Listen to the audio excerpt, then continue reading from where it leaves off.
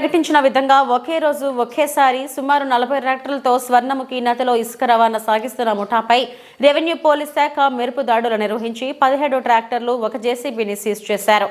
రేణిగుంట మండలం గాజులమన్యం స్వర్ణముఖి నదిలో మంగళవారం సుమారు 40 ట్రాక్టర్లు జేసీబీలతో ఇసుక అక్రమ రవాణా సాగిస్తున్నారని స్థానిక వీఆర్ఓ విశ్వనాథం ఇచ్చిన సమాచారంతో రేణిగుంట డీఎస్పీ తన సిబ్బందితో సంఘటన స్థలానికి చేరుకున్నారు.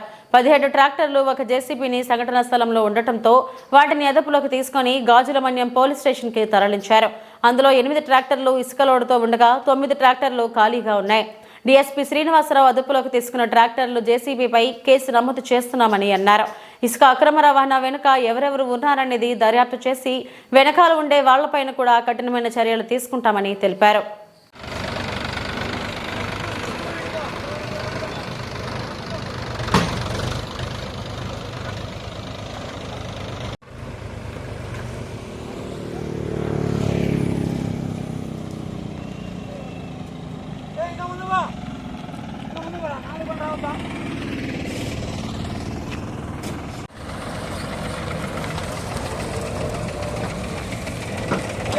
बेटा